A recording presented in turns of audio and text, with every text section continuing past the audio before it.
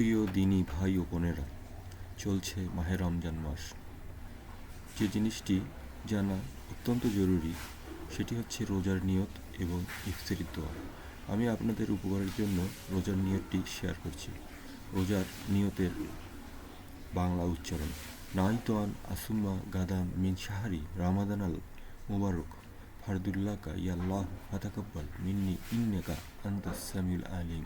অর্থ: হে আল্লাহ, আমি আগামীকাল পবিত্র রমজানের তোমার পক্ষ থেকে নির্ধারিত ফরজ রোজা রাখার ইচ্ছা বা নিয়ত করলাম।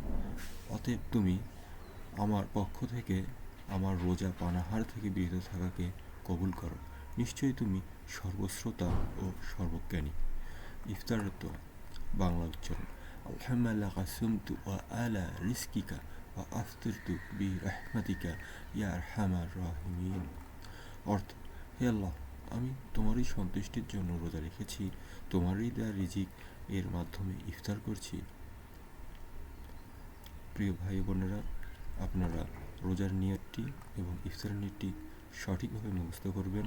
ধন্যবাদ। চ্যানেলটি সাবস্ক্রাইব করে পাশেই থাকুন।